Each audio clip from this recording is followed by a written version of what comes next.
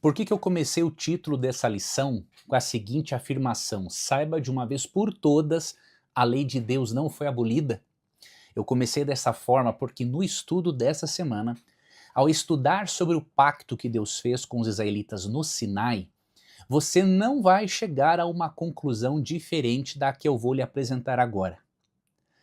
Deus sempre teve apenas um plano de salvação para as pessoas de todas as épocas, e Deus sempre teve o mesmo estilo de vida moral para as pessoas de todas as épocas. Você vai perceber nesse estudo que a nova aliança inaugurada pelo sangue de Cristo, ela é uma continuação, é uma ampliação de alianças anteriores que Deus fez com a humanidade. E que o pressuposto é sempre o mesmo em cada aliança. Deus vai em busca do pecador. Eu não vou fazer aqui um estudo com você neste momento sobre todas as alianças da Bíblia, mas eu quero focar nesta aliança do Sinai, para que você entenda que ela é uma continuidade da revelação de Deus e que nunca existiu essa história de que a salvação era pela lei na época do Antigo Testamento e pela graça na época do Novo Testamento. Você vai perceber nesse estudo que isso está longe de ser verdade e que essa distinção que é feita entre graça e lei, ela é absurda e ela tem impedido com que muitos cristãos compreendam devidamente o Evangelho e a relação entre Evangelho, lei e juízo. Antes, eu quero que você curta esse vídeo, isso é muito importante. Quando você curte o vídeo, você está dizendo para o YouTube que este material é relevante e aí ele entrega para mais pessoas. Eu peço que, se você não for inscrito no canal, que você se inscreva e que, além de se inscrever, faça uma outra coisa muito importante, que ative o sininho das notificações. Porque assim, quando eu postar conteúdos novos, você vai ser notificado, avisado desses conteúdos, ok? Vamos começar mostrando a base de todas as alianças, diríamos assim. É sempre Deus buscando o ser humano. Deus toma a iniciativa para buscar o ser humano perdido. Você vê desde o início, em Gênesis capítulo 3, a partir ali do verso 9, que Deus, quando nossos primeiros pais pecam, Deus vai em busca deles. Você vê no caso de Noé, quando Deus faz uma aliança com Noé, foi Deus que foi atrás dele. Quando Deus chama Abraão e faz uma aliança com Abrão, né? E depois veio a ser Abraão, é Deus quem vai atrás. Então você percebe que na Bíblia as alianças são acordos, são maneiras que Deus tem para ensinar o plano de salvação e para mostrar que ele sempre toma a iniciativa para salvar o ser humano. E na aliança, no pacto feito no Sinai, não foi diferente. Você vai perceber aqui claramente a graça de Deus e que os 10 mandamentos dados por Deus não contradizem a graça. Vamos começar aqui na parte de domingo, analisando, respondendo a essa pergunta da lição, que tem como base de resposta o texto de Êxodo 19, 1 a 8. Aqui é dito o seguinte: o que prometeu Deus ao seu povo ao pé do Monte Sinai? Quando você lê Êxodo 19, 1 a 8, você vê que Deus prometeu que, se eles aceitassem essa aliança com ele, Deus os tornaria reinos e reino e sacerdotes, nação santa. Por quê? Eles iriam ter uma relação íntima e especial com Deus, com um código ético e moral justo e diferenciado em relação a todas as demais nações. Deixa eu ler para você Êxodo 19, aqui, versículos 4 a 6. Tendes visto o que fiz aos egípcios, como vos levei sobre asas de águia, e vos cheguei a mim. Então, primeiramente, a iniciativa de salvar, de libertar, foi de Deus. Agora, pois, se diligentemente ouvirdes a minha voz e guardardes a minha aliança, então sereis a minha propriedade peculiar dentre todos os povos, porque toda a terra é minha. Vós me sereis reino de sacerdotes e nação santa. São estas as palavras que falarás aos filhos de Israel. Olha que privilégio. Deus não chama Israel para salvar apenas Israel. Deus chama Israel para ser um povo peculiar, separado, diferente dos povos pagãos, a fim de que ao eles manterem uma relação íntima com Deus, eles adquirissem um conhecimento mais profundo de Deus, da lei de Deus, e pudessem transmitir isso a outras nações. Quando eles são chamados de reino de sacerdotes, Deus está dizendo aqui que eles seriam os intermediários entre Deus e as outras nações, porque eles levariam o conhecimento do verdadeiro Deus às demais nações pagãs. Você vê aqui um propósito missiológico do chamado de Deus. Você vê a missão de pregação aqui no Antigo Testamento. Se você ler Zacarias 8, 20 a 22, ali claramente você percebe que Deus tinha o propósito de chamar Israel, mas não não de uma forma exclusivista. Deus chamou Israel porque era o povo preparado, estava se dispondo a ser preparado por Deus para levar o evangelho às outras nações. Porque a promessa que Deus fez a Eva e também a Adão em Gênesis 3,15 era salvar todos por meio do descendente da mulher. A promessa que Deus fez para Abraão em Gênesis 12, ali 3 a 5, era de abençoar todas as famílias da terra pelo descendente de Abraão, que é Cristo. Então, obviamente, que o propósito de Deus é sempre salvar a todos. Agora, uma coisa interessante é que ao Deus torná-los sacerdotes, Deus estava aqui mostrando que ele tinha uma estreita relação com eles e que eles também seriam agentes de Deus para evangelizar outras pessoas. Seria um povo santo, ou seja, separado. A palavra santo quer dizer separado, dedicado para um uso especial. Então eles foram separados das outras nações pagãs, não poderiam adorar outras divindades, não deveriam se envolver nos costumes pagãos, para que pudessem levar o verdadeiro conhecimento e a verdadeira lei para todos os povos. Deus queria fazer de Israel um canal de bênção para iluminar o mundo com o conhecimento acerca de Deus, do seu caráter e das suas leis, que são uma transcrição do caráter dele. Curioso que esse mesmo chamado Deus faz para a igreja no Novo Testamento. Tá? Então aqui, quando Deus chama eles para serem sacerdócios e nação santa, isso aqui serviu como base para o que Pedro escreveu em 1 Pedro 2,9, e isso aqui no Antigo Testamento serviu como base para a crença protestante no sacerdócio de todos os crentes. Por isso eu fico impressionado quando um cristão diz que a lei de Deus, o decálogo, foi abolido, se Deus, assim como pediu para Israel ser uma nação santa e um reino de sacerdotes, ele pede a mesma coisa para a igreja. Como que a igreja vai mostrar o caráter de Deus se não for através de uma vida de obediência à palavra de Deus? Não é? E 1 Pedro 2,9 diz assim: vós, porém, sois a raça eleita, sacerdócio real, nação santa, povo de propriedade exclusiva de Deus, a fim de proclamardes as virtudes daquele que vos chamou das trevas para a sua maravilhosa luz. Então Deus quer que o seu povo de todas as épocas sejam um sacerdócio real, que intermedie uma relação de reconciliação entre Deus e o ser humano, que leve o evangelho. E aqui é dito que somos propriedade exclusiva de Deus, a fim de proclamarmos as virtudes daquele que nos chamou das trevas para a sua maravilhosa luz. Então, o mesmo chamado que Deus faz para Israel ser uma nação santa, sacerdotes de Deus, ele faz para a igreja. Consequentemente, aqui está um detalhe importante do argumento, Deus quer que o seu povo, tanto no Antigo quanto no Novo Testamento, povo chamado para ser uma nação sacerdotal, chamado para ser santo, Deus quer que esse povo reflita o mesmo estilo de vida moral em todas as épocas. Então a ideia de abolição da lei no Novo Testamento é absurda. Eu espero que quando chegarmos na parte de quarta-feira você conclua isso de uma forma definitiva, senão temos até quinta-feira para você perceber o quanto há coerência entre lei e evangelho. Vamos seguir aqui.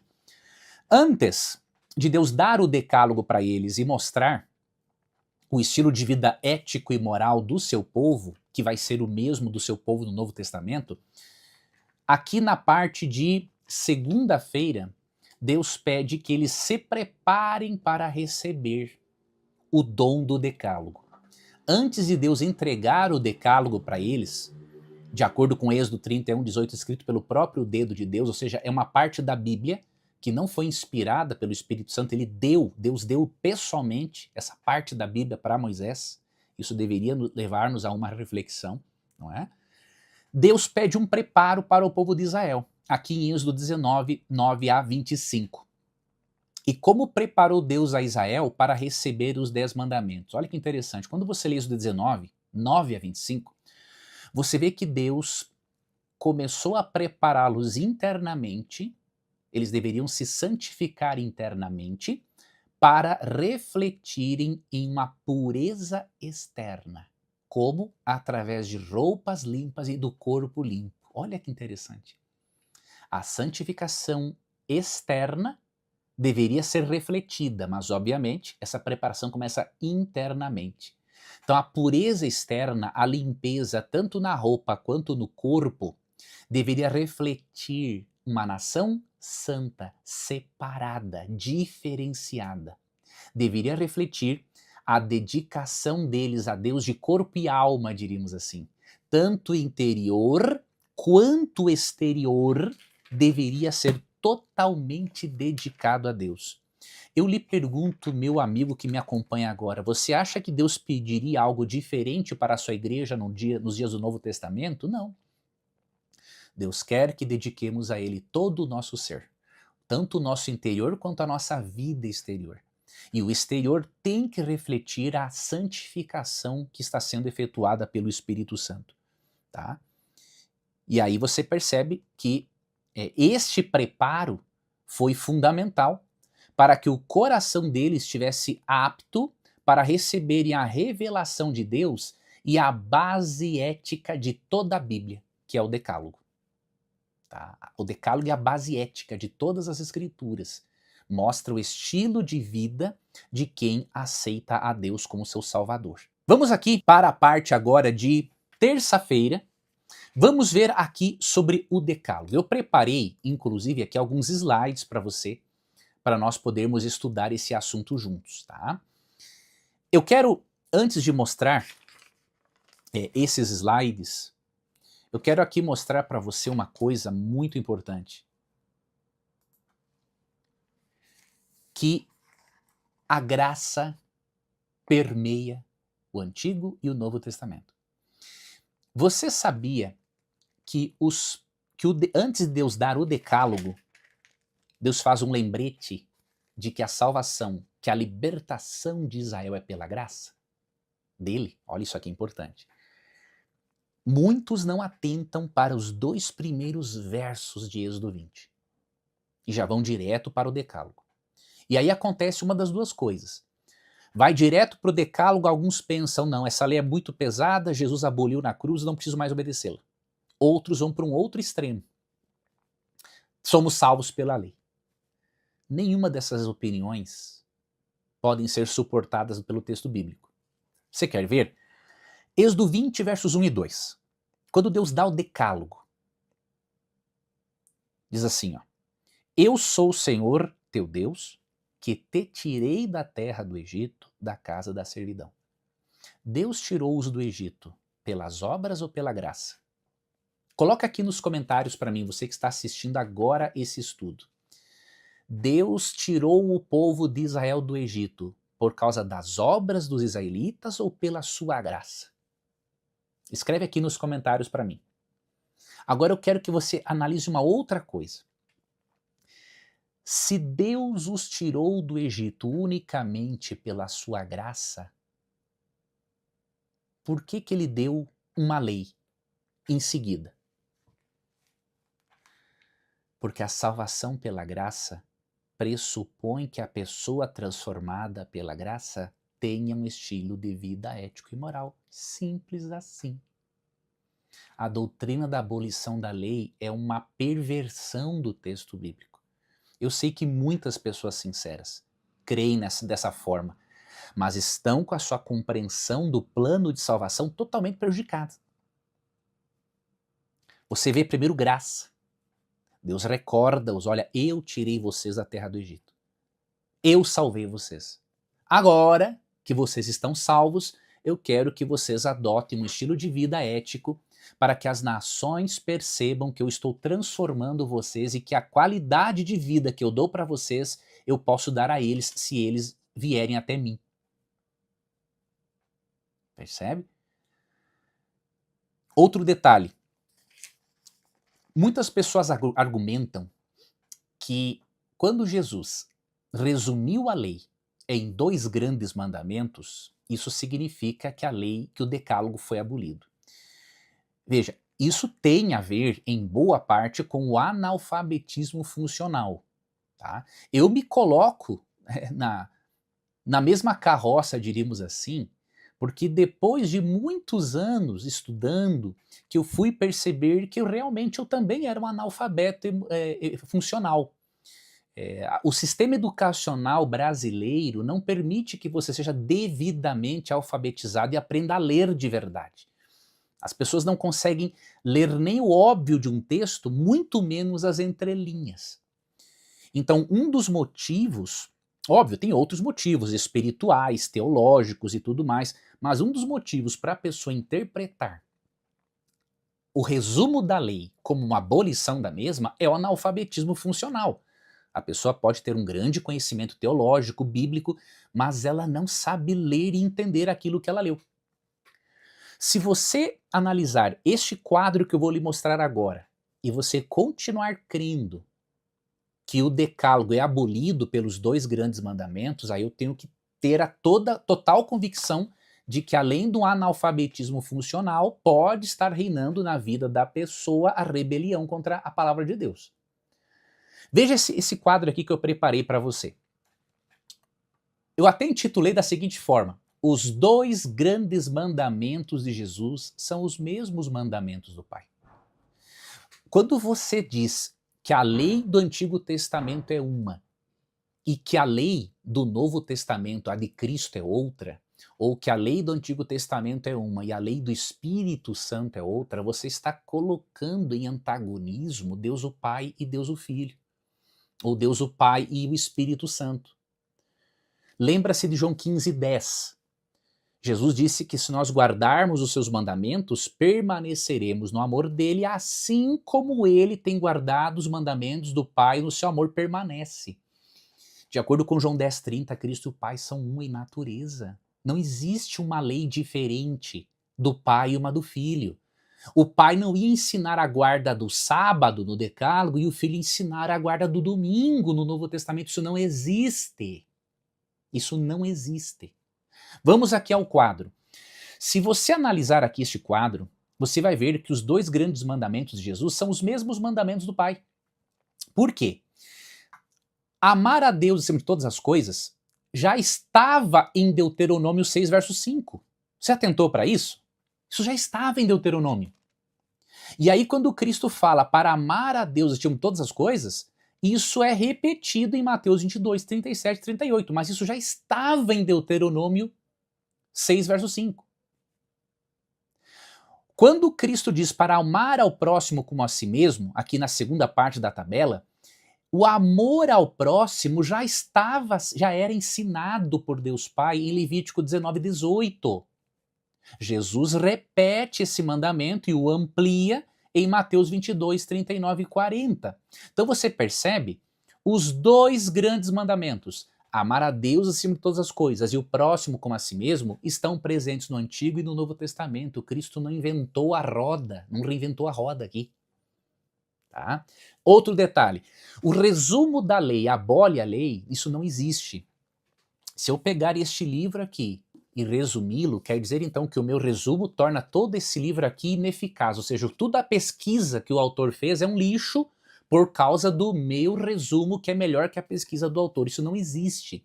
Da mesma forma, quando Cristo resume a lei, ele não está abolindo o aspecto moral da lei, amigo.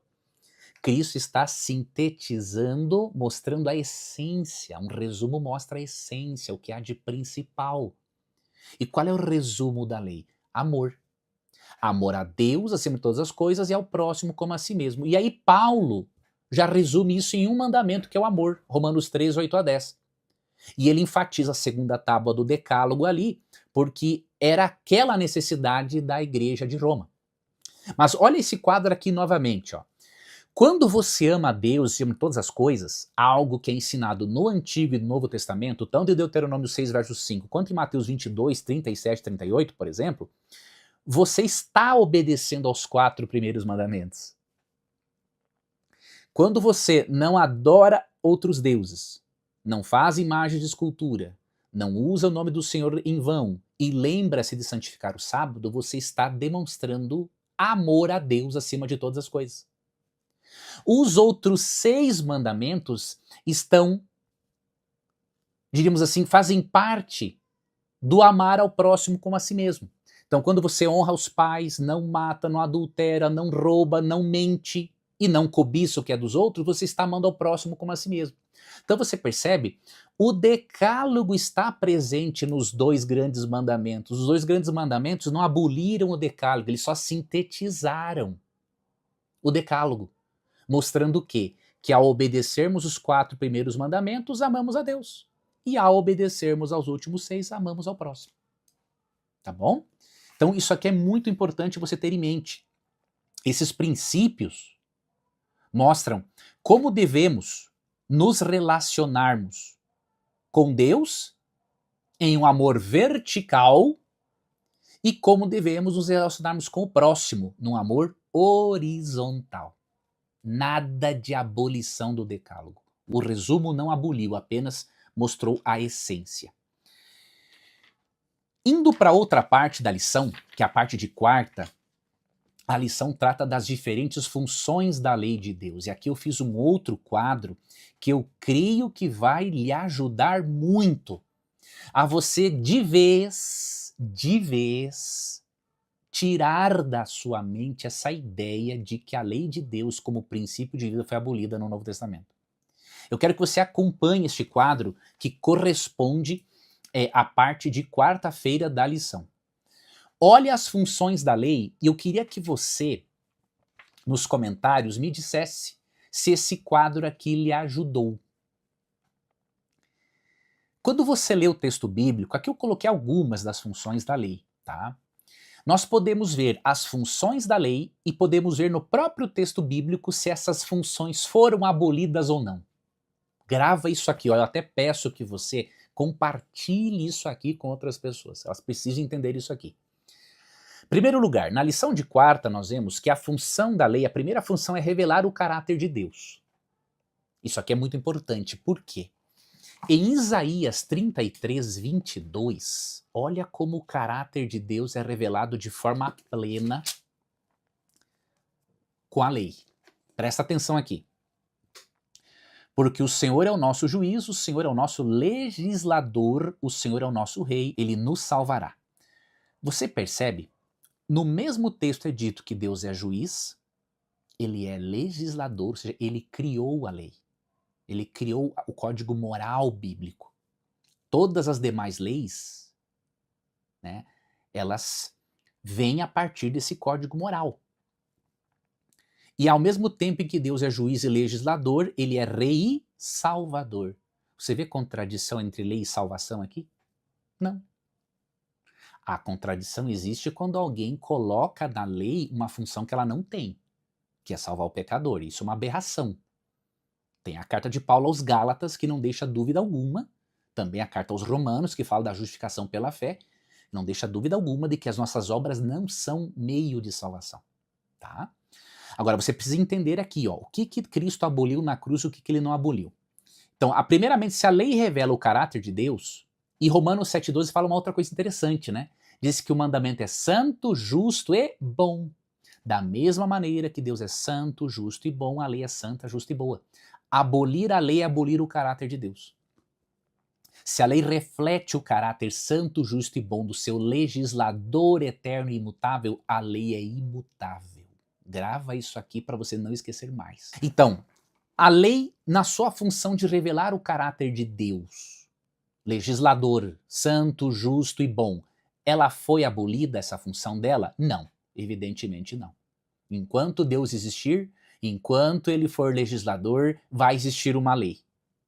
E enquanto ele for santo, justo e bom, a lei, que é o reflexo do seu caráter, vai ser santa, justa e boa. Enquanto Deus for eterno, a lei dele será eterna. Simples assim. Tá? Outra função da lei, revelar a vontade de Deus. A lei revela a vontade de Deus para a nossa vida. Você vê isso no Decálogo, em Êxodo 21 a 17. Eclesiastes 12, 13 diz que a conclusão de tudo que ele escreveu é: teme a Deus, respeita-o e guarda os seus mandamentos, porque isso é dever de todo homem. E no Sermão do Monte, em Mateus 5 a 7, Cristo está apresentando o aspecto moral da lei de Deus e tornando ainda mais aplicável à vida das pessoas. Então a lei revela a vontade de Deus. Para nós, o que nós devemos fazer e o que nós não devemos fazer. Eu pergunto, essa função da lei foi abolida de acordo com os textos bíblicos? Não. Terceira função, revelar nossa condição pecaminosa para irmos a Jesus. Romanos 3,20 é um texto muito interessante. Ele mostra que a lei não tem função alguma na nossa justificação, mas ela tem uma outra função. Olha o que diz aqui. Visto que ninguém será justificado diante dele por obras da lei, em razão de que pela lei não vem a justificação, vem o quê? O pleno conhecimento do pecado. Então Paulo diz aqui, o que a lei tem de função, o que ela não tem. Primeiro, ela não tem a função de tornar você justo diante de Deus. Não importa o quanto você obedeça, você não é justificado pelo que você faz, porque você sempre terá um débito para com Deus. Só por você ter uma natureza pecaminosa, você já é digno da morte eterna. Tá? Imagine pecando. Então a lei não pode te justificar. Ao mesmo tempo, o que diz na segunda parte de Romanos 3,20? Pela lei vem o pleno conhecimento do pecado. Então, a lei ela mostra o seguinte, a nossa condição. Ela mostra que somos pecadores e que precisamos desesperadamente de Jesus Cristo para que Ele nos justifique. Eu te pergunto, tem legalismo nessa explicação que eu estou lhe apresentando? Não. Quem diz que somos legalistas não sabe o que está dizendo, não estudou a nossa teologia de uma forma profunda para compreender aquilo que nós ensinamos sobre o assunto. Tá? Essa função da lei de revelar a nossa condição pecaminosa para irmos a Jesus, ela foi abolida? Também não. Outra função, advertir contra os perigos do pecado. Vemos que Deus fez isso com Adão e Eva, em Gênesis 2, 16 e 17. E também os perigos de uma vida desregrada. Esses textos mostram coisas assim muito importantes. Por exemplo, em Mateus 16, 27, Cristo fala do julgamento segundo as obras. Não que as obras salvem, mas as obras revelam se você foi justificado pela fé em Cristo. Porque de acordo com 2 Coríntios 5,17, nos tornamos novas criaturas quando o aceitamos como Salvador. Tá? Então, essa função da lei de advertir contra os perigos do pecado e quanto aos perigos de uma vida desregrada foi abolida? Também não. Quinta função que eu relacionei aqui. A lei tem qual função? Ela é resultado da santificação, né? Então ela é resultado da santificação. Hebreus 8:10 diz que o Espírito vai imprimi-la no nosso interior. E ela faz parte do estilo de vida ético dos salvos. Todos esses textos aqui. Inclusive de Paulo, né? Eu coloquei aqui alguns para você ver e outro de Tiago. A lei, como parte do estilo de vida ético dos salvos, foi abolida? De jeito nenhum. Até em Romanos 3,31, que é um dos textos que eu coloquei aqui, Paulo diz, anulamos a lei pela fé? Ele pergunta, né? Anulamos a lei pela fé? Responde, de maneira nenhuma, antes confirmamos a lei. Então a lei ela faz parte do estilo de vida ético dos salvos. Em Romanos 6, Paulo diz claramente que nós não podemos ser dominados pelo pecado. Em Romanos 8 ele fala que ao sermos justificados pela graça, o princípio da lei vai se cumprir em nós, porque nós não vivemos segundo a carne, mas segundo o Espírito. E em 1 Coríntios 7,19, Paulo diz que o que importa é obedecer às ordenanças de Deus e que a circuncisão tem menos valor do que isso. O que importa não é a circuncisão, o que importa é obedecer às ordenanças de Deus. Então Paulo faz aqui uma distinção entre o aspecto cerimonial e moral da lei. E Tiago 1, 22 a 25 é claríssimo, né? Em mostrar, por exemplo, que no capítulo 2, 26, que a fé sem obras é morta. Então esta função da lei de ser parte do estilo de vida ético foi abolida? Também não. Agora, tem uma função da lei que foi abolida. Aí sim, se você entender isso aqui, se você entender esse pulo do gato, você não vai para a heresia da abolição da lei e nem para a heresia da salvação por meio das obras. A lei tem uma outra função, que é uma função negativa. Grava isso aqui, uma função negativa. ela condena o pecador à morte eterna. O que diz Romanos 6,23? O salário do pecado é a morte. Colossenses 2,14 mostra que nós tínhamos um escrito de dívida e que Cristo aboliu esse escrito de dívida na cruz. Não é a lei como princípio de vida, ele aboliu o aspecto condenatório da lei sobre nós. Tá? E aqui eu coloquei 7:1-4, que seria Romanos, né? Romanos 7:1-4. Quando Paulo faz aquela analogia que muitos também não entendem devidamente, aquela analogia do casamento, né? Ele mostra aqui que a função condenatória da lei deixou de existir porque Cristo pagou a dívida que tínhamos para com esta lei. Então, dessas funções que eu relacionei aqui, dessas 6 funções, 5 dessas funções permanecem. E aí a outra função, que é condenar o pecador, a lei perdeu esta função condenatória. Por quê? Quando você aceita Jesus como Salvador, aquele escrito de dívida, que é o seu débito de pecados por ter transgredido a lei de Deus, aquilo é cancelado. Você é perdoado, você vive pela graça. Me diga uma coisa, meu amigo, você que é de uma religião cristã evangélica, você viu até agora eu ensinar salvação pelas obras aqui, nesse vídeo? Nenhum momento.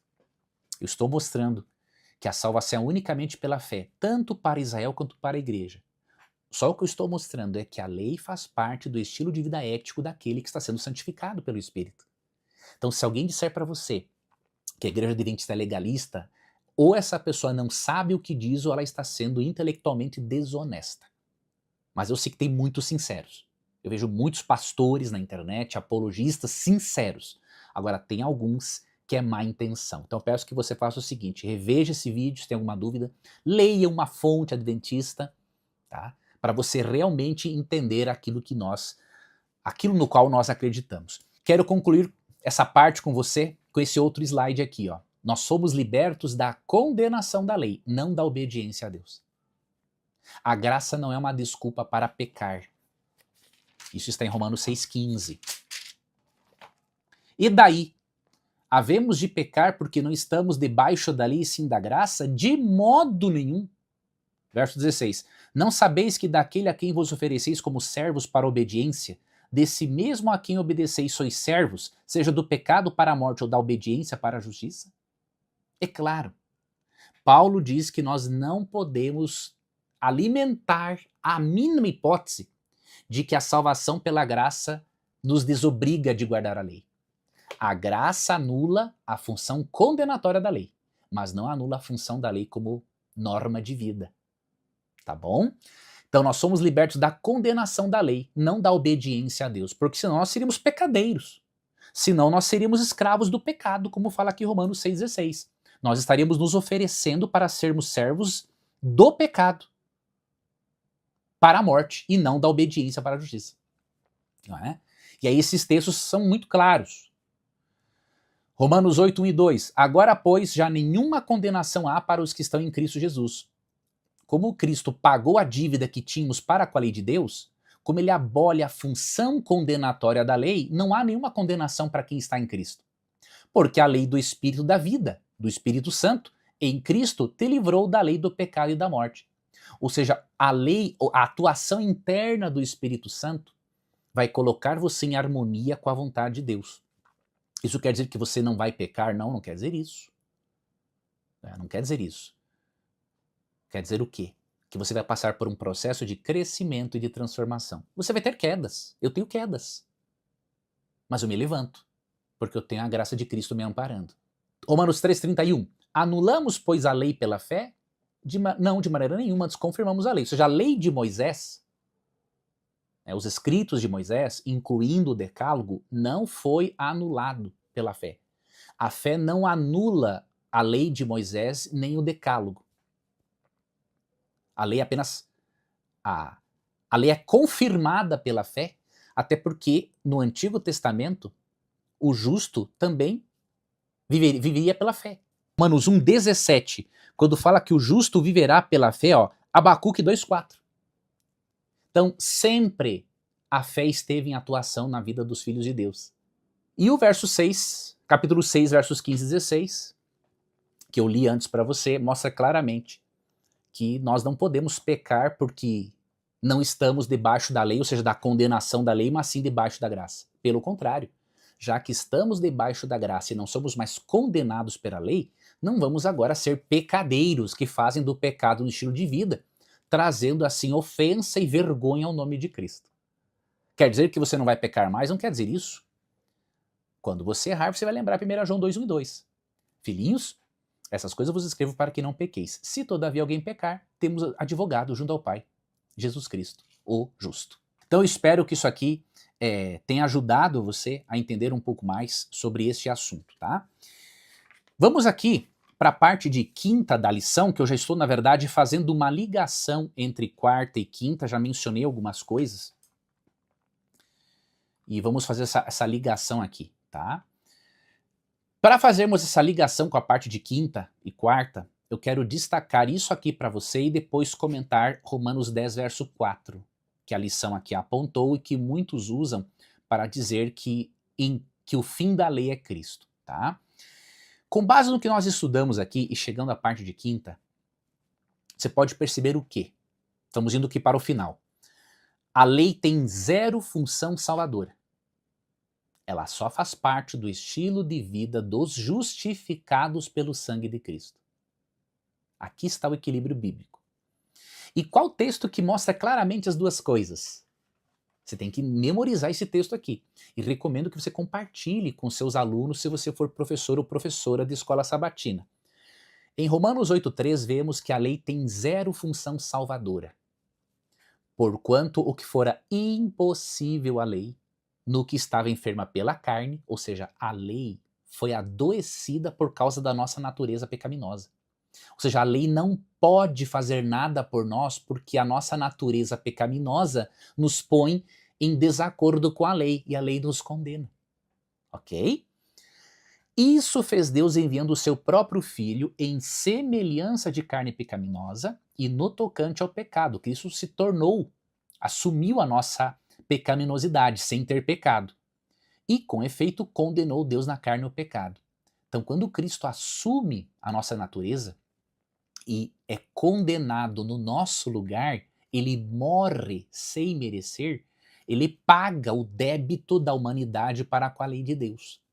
Mostrando duas coisas. Grava isso aqui, meu amigo. Primeira coisa que Cristo mostra é que não há salvação sem ele. Não há salvação pelas obras. Não há salvação pela lei. Mas ao mesmo tempo ele mostra que é a eternidade da lei.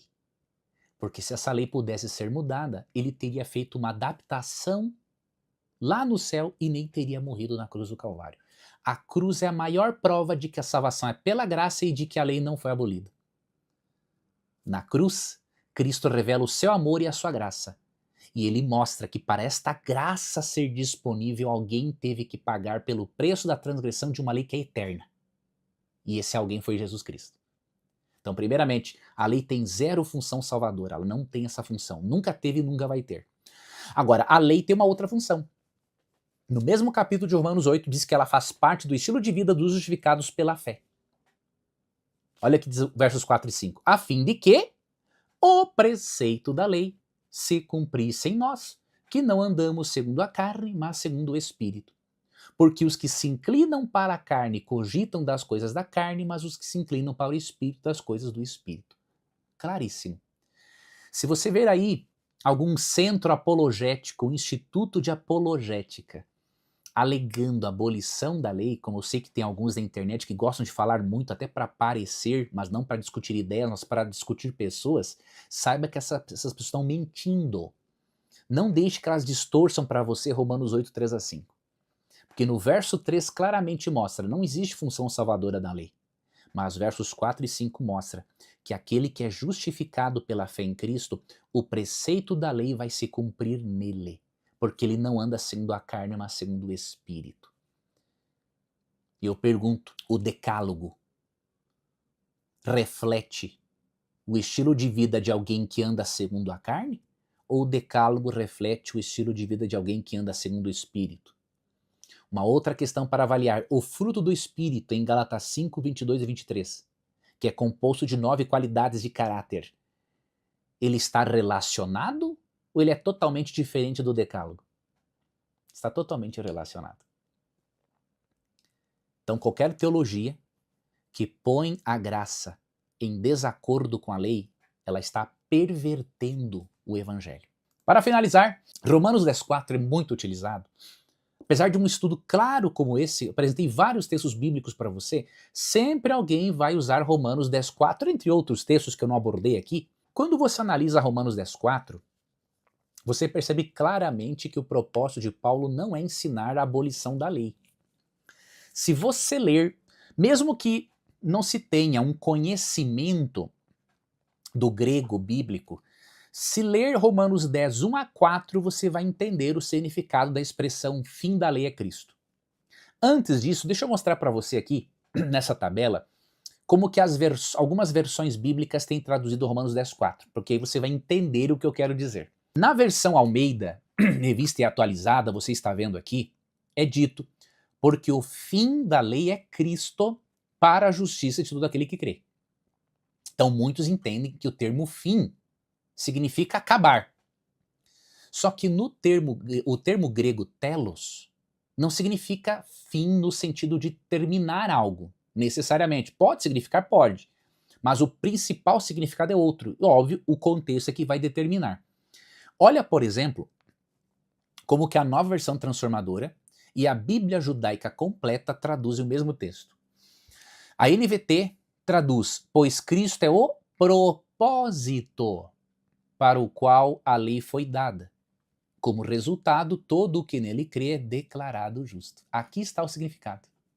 Fim, no sentido de propósito, finalidade, alvo. Não fim no sentido de término. E a Bíblia Judaica Completa traduz Romanos 10,4 da seguinte forma: porque o objetivo estabelecido pela Torá é o Messias, que oferece justiça a todo que deposita sua confiança.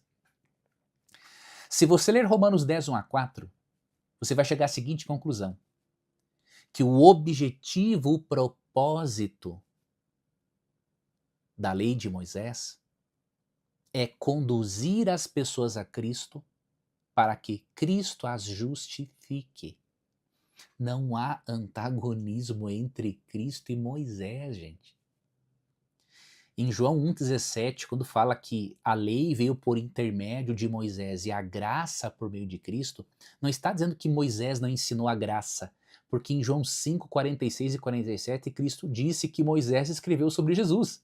E se Moisés escreveu sobre Jesus, Moisés escreveu sobre a graça. O ritual do santuário era a graça. O que acontece em João 1,17 é o seguinte: Moisés teve uma parte da revelação e Cristo é a revelação plena. É só isso. Então não há antagonismo entre Cristo e Moisés, gente. Tem que tirar isso da mente das pessoas. As pessoas estão se perdendo na compreensão do assunto por verem um antagonismo entre Cristo e Moisés. O Espírito Santo revelou a verdade divina para Moisés.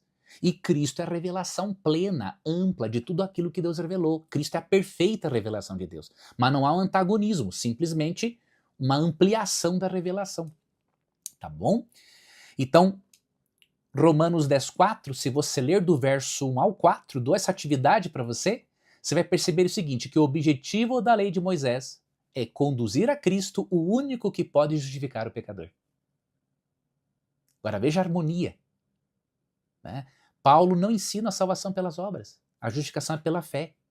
Mas ao mesmo tempo ele falou em Romanos 3,31, Romanos 6,15, Romanos 7,12, que essa lei é santa, justa e boa, que essa lei não é anulada pela fé e que nós não devemos pecar para que a graça seja mais abundante. Portanto, a palavra fim do grego telos significa fim, finalidade, propósito, objetivo. Essa mesma palavra aparece em 1 Pedro 1,9, que fala assim, obtendo o fim da vossa fé, a salvação da vossa alma.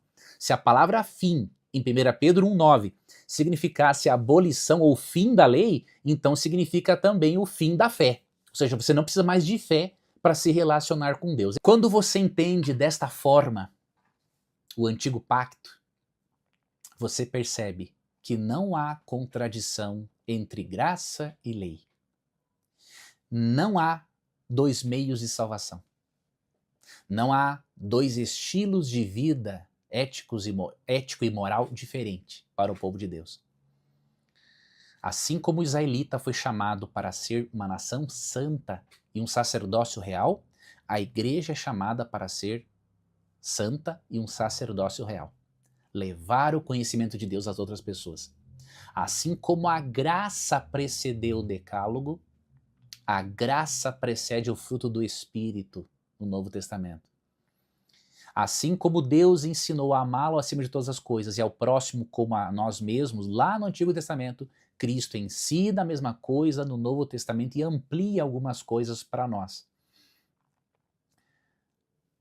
A lei de Deus é uma revelação do seu caráter santo, justo e bom. Ela não pode nos salvar, ela não pode nos justificar. Mas não é por isso que nós vamos jogá-la no lixo. Se o fizermos, estaremos nos colocando ao lado do grande arqui-inimigo de Deus, Satanás, aquele que realmente odeia a Deus, o seu caráter e a sua perfeita lei. Leve esta compreensão equilibrada, bíblica para as pessoas. Se você é um cristão de uma outra denominação e você sentiu que esse estudo fez uma diferença para você, escreve aqui nos comentários, eu gostaria muito de ter o seu retorno. Se você continua com alguma dúvida e você está pensando em usar outros textos para negar esses aqui, coloca esses textos aqui que eu vou poder fazer vídeos também sobre esses textos, mas eu peço para você, por favor, não jogue a Bíblia contra ela mesma, tá? Analise o conjunto de textos sobre o assunto. E aí você vai chegar a uma conclusão bíblica e equilibrada. Eu agradeço por você ter me acompanhado na lição desta semana. Eu espero que você também possa assistir a um novo vídeo que eu estarei publicando. Eu vou dar algumas dicas para você interpretar símbolos do livro do Apocalipse. Os próximos 2 vídeos eu vou fazer algumas coisas sobre o Apocalipse. E eu queria muito que você já se inscrevesse aqui e ativasse o sino das notificações para eu avisar você quando eu postar esse novo vídeo para que você o assista. Tá bom? Eu agradeço a sua companhia, eu espero ter sido claro aqui no assunto e qualquer dúvida, repito, só me escrever aqui nos comentários que eu estarei à sua disposição.